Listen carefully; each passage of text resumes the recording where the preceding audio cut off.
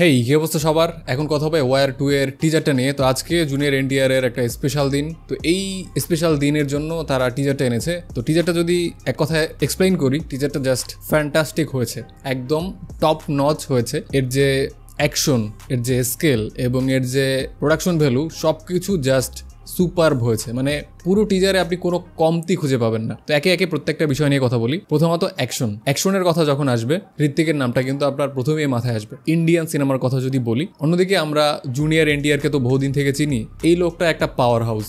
তার আপনি যত সিনেমা দেখবেন, এর যে এনার্জি এবং এর যে এনার্জির লেভেল, কোথাও গিয়ে আপনার মনে হবে না যে তার এনার্জি কমে গেছে। সেটা হতে পারে অ্যাকশনের ক্ষেত্রে, ডান্সের ক্ষেত্রে, মানে প্রত্যেকটা সিনেমায়, প্রত্যেকটা গানে, প্রত্যেকটা শর্টে এই লোকটা জাস্ট একটা পাওয়ার হাউস। অন্যদিকে ঋত্বিকের কথা তো বললাম। ইন্ডিয়ান সিনেমায় অ্যাকশনের কথা যদি বলেন, প্রথমেই যার নামটা আসবে তিনি হলো ঋত্বিক রোশন। সো এই দুজনের টাসেল দেখার জন্য কিন্তু সবাই এক্সাইটেড ছিল।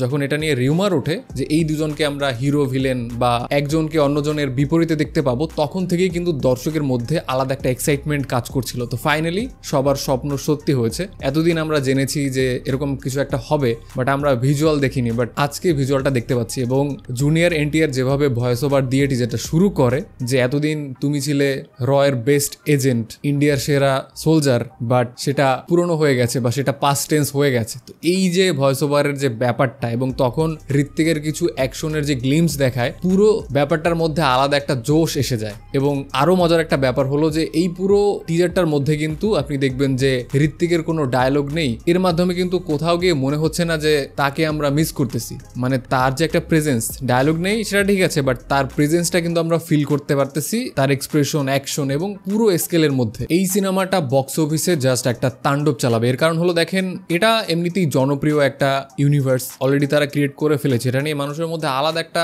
এক্সাইটমেন্ট কাজ করে সব সময়। তো তার মধ্যে প্রথম যে পার্টটা অল্প বাজেটের মধ্যে বেশ ভালো একটা সিনেমা হয়েছে। তো এরপরে যখন সাউথের থেকে একজন সুপারস্টার নেওয়া হলো এবং এগেইনস্টে, ঋত্বিকের এগেইনস্টে, তো তখন কিন্তু এর হাইপ বহুগুণই বেড়ে গেছে। তো এর মধ্যে টিজারেই যে অ্যাকশনের বা পুরো সিনেমার স্কেল সম্পর্কে একটা আইডিয়া দেওয়া হয়েছে, তো সবকিছু জাস্ট জমে ক্ষীর হয়ে গেছে। তো সেখান থেকে এই সিনেমাটা যে বক্স অফিস একদম দুমড়ে মুচড়ে ফেলবে, সেখানে আর কোনো সন্দেহ থাকে না। অন্যদিকে যেহেতু এটা একটা ইউনিভার্সের সিনেমা, সো এখানে কিন্তু শাহরুখ খানের অথবা সালমান খানের একটা ক্যামিও থাকতেই পারে, যেটা সম্ভাবনা 99%। সো এই রকম কিছু একটা যদি থাকে, তারা যদি একটা ভালো ক্যামিও ডিজাইন করতে পারে পাঠানের মতো, সো সেটা আমি মনে করি যে মোর দ্যান এনাফ। মানে এই যে ওয়ার 2, এটার জন্য মোর দ্যান এনাফ হবে। টিজারের স্পেসিফিক একটা দৃশ্যের কথা না বললেই নয়। আমার মনে হয় যে এই টিজারের বেস্ট দৃশ্য ছিল এটা। বেস্ট বললে ভুল হবে, কারণ এরকম দৃশ্য অনেকগুলোই ছিল। তো যেখান থেকে ঋত্বিক রোশন তার হাতে একটা সর্ড নিয়ে উপর থেকে জাম্প করে একটা মানুষকে মারছে, তো এরকম সিন কিন্তু এর আগেও আমরা দেখেছি বিক্রমে। এই সিনের ইম্প্যাক্ট কিন্তু অ্যানাদার লেভেল। মানে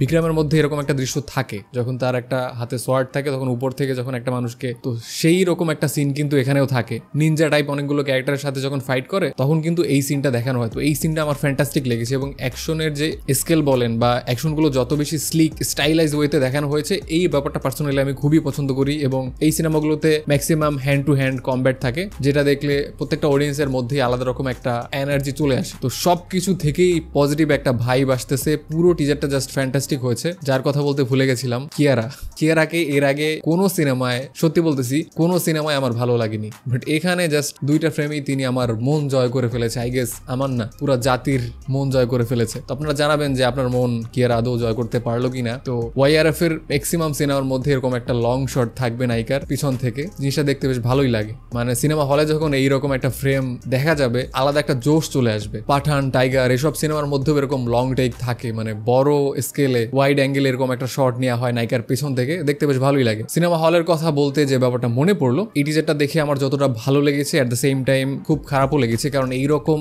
হাই অকটেন অ্যাকশন সিনেমা আমরা হলে দেখতে পারবো না। এখন সরকার পতনের আগে আমরা এক্সপেক্ট করেছিলাম যে হয়তো সরকার পতন হলে এই যে প্রসেসটা আরো অনেক বেশি স্মুথ হবে, বাট দুঃখজনক ব্যাপার হলো স্মুথ হওয়ার বদলে প্রসেসটা জাস্ট লক হয়ে গেছে। তখন তো আমরা দেরিতে হলেও পাঠান দেখেছি বা জওয়ান দেখেছি, বাট এখন দেখার কোনো সম্ভাবনাই নেই আপনি বলতে পারেন। তো আমার মনে হচ্ছে যে দেশের সংস্কার আসলে প্রত্যেকটা গাছের গোড়ায় গোড়ায় হচ্ছে এবং দেশটা দেশের তলদেশ থেকে ঢুকে যাচ্ছে। এনিওয়ে, এসব ব্যাপারে কথা না বাড়াই, বাট দুঃখজনক ব্যাপার এটাই যে আমরা প্রত্যাশা করেছিলাম, আমরা সবাই প্রত্যাশা করেছিলাম, প্রত্যেকটা মুভি প্রেমীরা প্রত্যাশা করেছিল যে ইন্ডিয়ান সিনেমাগুলো আরো স্মুথ ভাবে দেশে আসবে। বছরে যদি 10টা সিনেমায় আসে সেই ব্যাপারটাই আমাদের জন্য অনেক বড় পাওয়া হবে, কারণ 10টা সিনেমা যদি আসে এবং সেই সিনেমার হাইপ যদি অনেক বেশি থাকে, লেটসে ওয়ার এই যে পার্ট 2 আসলো এবং শাহরুখ খানের বা সালমান খানের ভালো ভালো যে কাজগুলো বা যে কাজের বাজেট অনেক বেশি, এসব কাজ যদি আসে দেন প্রচুর দর্শক সিনেমাগুলো দেখবে, যেটার প্রমাণ হয়তো আপনারা পাঠান জওয়ানে দেখেছেন, হিউজ কালেকশন তুলে এনেছে সিনেপ্লেক্স থেকে। সো এই যে প্রসেসটা এখন